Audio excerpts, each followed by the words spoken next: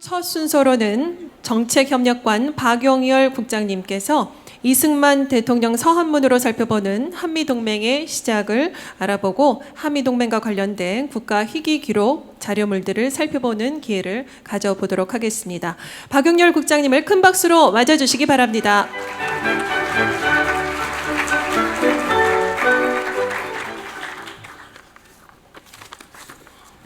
안녕하세요. 대통령기록관 정책협력관 박용열입니다. 한미동맹 70주년을 기념하여 이승만 대통령 서한문을 통해 한미동맹의 시작을 말씀드리게 되어 영광입니다.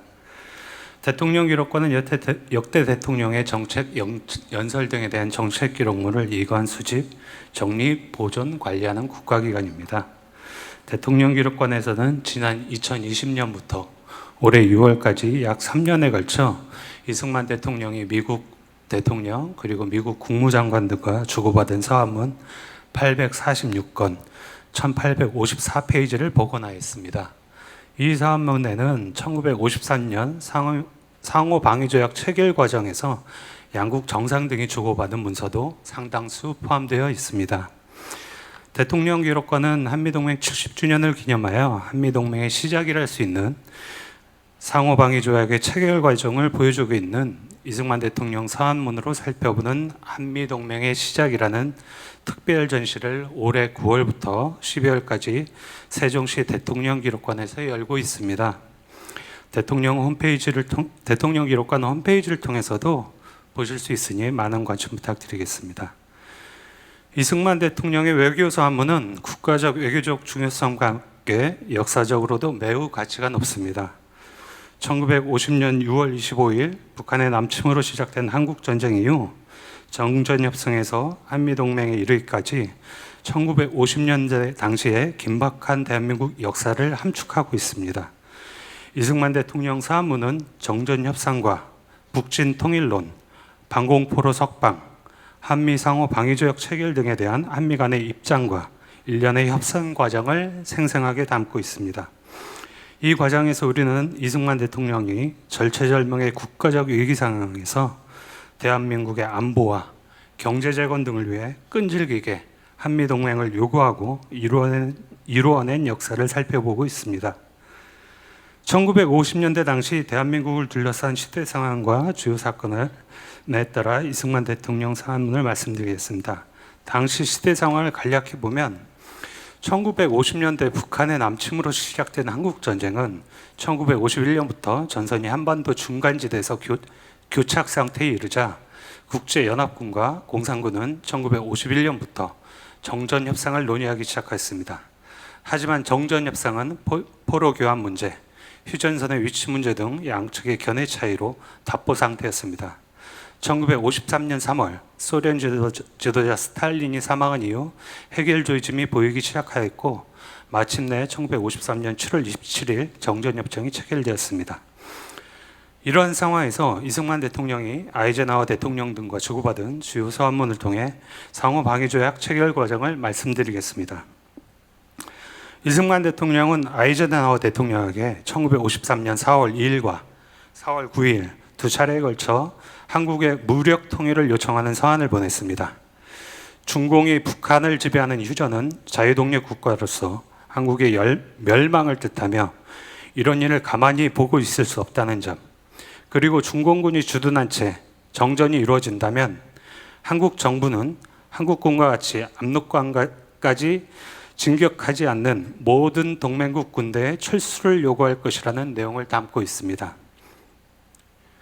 이에 아이젠하워 대통령은 이승만 대통령의 정전협정 반대 주장을 우려하는 서한을 1953년 4월 25일 이승만 대통령에게 보내옵니다. 공산의 무력 공격을 저지하는 데 성공한 이상 평화적인 해결을 거절하는 것은 어려운 일이며 정전협정은 적대 행위의 중단과 통일한국에서 자유선거 실수로 이어질 정치적 논의에 신속한 착수를 의미한다고 전했습니다. 만일 대한민국 정부가 대한민국 방위를 돕고 있는 미국 등 타국 정부가 지지할 수 없는 행동을 취한다면 대한민국의 재앙이 될 것이며 미국 국민들의 엄청난 희생으로 얻어낸 모든 것을 말살한다는 점을 우려한다는 내용입니다.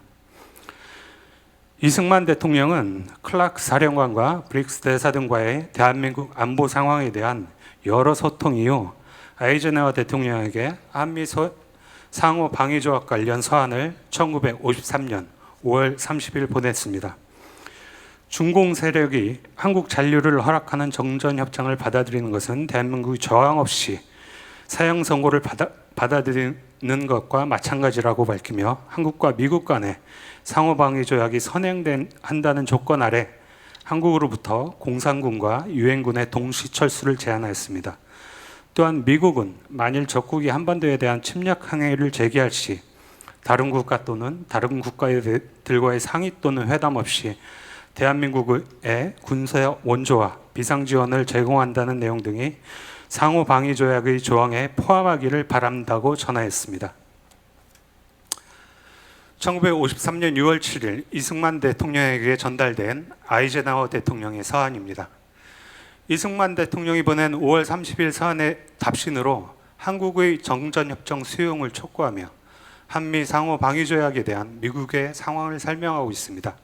한국 통일을 위해 전쟁을 이어갈지 다른 수단을 사용할 것인지 결정의 순간이 왔고 적국의 정전협정 제안을 유엔군과 대한민국이 받아들여야 한다고 전하고 있습니다. 1953년 6월 18일 이승만 대통령의 방공포로 석방 이후 대한민국의 특사로 파견된 로버트슨 국무부 차관에게 이승만 대통령이 보낸 상호 방위 조약에 관한 서한입니다. 한미 상호 방위 조약 초안에 일방이 침략자들의 공격을 받았을 경우 다른 일방이 즉각적이고 자동적으로 지원을 한다는 조항이 누락되어 실망스럽고 한국은 호주나 뉴질랜드와 같은 해양국가와 달리 지정학적으로 적의 위협에 지속적으로 노출되어 있다는 점을 고려해 줄 것을 바란다는 내용입니다. 이승만 대통령의 방공포로 석방 이후 아이젠하워 대통령의 우려와 비판 사안이 있었습니다. 그리고 로버트슨 특사 방한과 회담 등을 통해 양국은 상호방위 조약에 대한 접점을 찾아갔습니다. 이번 서한은 그러한 상황에서 1953년 7월 11일 이승만 대통령이 로버트슨 국무부 차관의 이한과 미국의 아시아 정책에 대해 한미 동맹의 중요성을 강조하며 아이젠하워 대통령에게 보낸 서한입니다. 태평양 지역에서 대한민국이 전략적 중심이 되어야 한다는 점을 강조하고 아시아의 진정한 안보 체제가 독립된 대한민국의 힘이라는 강력한 토대에 기반을 두어야 한다는 점을 전하고 있습니다. 덜레스 국무장관이 1953년 7월 25일 이승만 대통령에게 보낸 서한입니다. 이승만 대통령은 상호방위 조약 내 한국의 적국 침략 시 미국이 전쟁에 자동 개입한다는 조항을 요구했으나 미국은 의회에서 헌법적 절차에 따라 가능하며 이를 통하여도 침략을 충분히 억제할 것이라는 내용이 담겨 있습니다. 7월 25일 덜레스 국무장관의 서한에 대한 이승만 대통령의 답신입니다. 한미 상호 방위 조약에 대한 미국의 의지와 미국 역사상 한국만큼 지원한 적이 없다는 이전 서한의 내용에 대한 감사 등이 담겨 있습니다.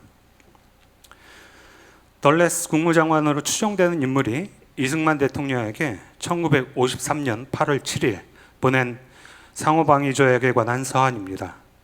상호방위 조약 약식 서명한 초안의 내용과 함께 향후 효력 발생을 위한 미국 정부의 계획과 일정, 의지 등이 담겨 있습니다. 아이젠하워 대통령이 이승만 대통령에게 1953년 11월 4일 보낸 상호방위 조약 관련 서한입니다. 10월 1일 체결된 상호방위 조약 이후 미국 정부는 미국 의회에서 조약을 비준받고 한국 지원 예산을 승인받기 위해 노력할 것이라는 점을 전하고 있습니다.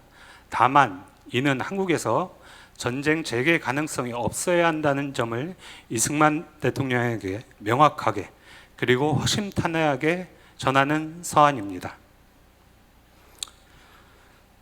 아이젠하워 대통령의 친서와 닉슨 부통령 방한에 대해 이승만 대통령이 아이젠하워 대통령에게 감사 인사를 전한 서한입니다. 조약 비준과 원조 예산 법안 통과를 위한 미국 정부와 아이젠하워 대통령의 노고에 감사함을 전하고 있습니다. 아울러 양국의 강력한 우호 관계와 아이젠하워 대통령과의 두터운 의리도 다시 확인하고 있습니다. 양국의 여러 노력 끝에 1954년 11월 17일 양유찬 주미대사와 존 버스터 덜레스 국무장관이 한미 상호 방위 조약 비준을 위해 한미 합의 의사록에 서명을 하였습니다. 합의 의사록 정식 조인 직후 한미 상호 방위 조약의 비준서도 상호 교환됨으로써 비로소 한미 동맹 조약의 법적 효력이 발생하게 되었습니다. 1953년 8월 8일 양국은 미국 군대가 대한민국에 주둔하는 것으로 합의하면서 서울에서 한미 상호 방위 조약을 가조인하였습니다. 그 다음 날 이승만 대통령은 대국민 담화문을 발표하였습니다. 한미 상호 방위 조약이 성립되므로 그 영향이 자선만대에 영구히 미칠 것이라고 하였습니다. 오늘 간략하나마 이승만 대통령 사문을 통해 한미 동맹의 시작이라고 할 수 있는 한미 상호 방위 조약 체결 과정에서 양국 정상 간의 고뇌와 협의 과정을 말씀드렸습니다. 저희 대통령 기록관의 특별 전시뿐만 아니라 오늘 국가보훈부와 한미동맹재단 그리고 주한미군 전의회에서 주최하신 컨퍼런스를 통해 우리 모두가 한미동맹 70주년의 의미를 되새기고 확산시킴으로써 한미 관계가 미래를 향해 계속 전진할 수 있기를 바랍니다. 감사합니다.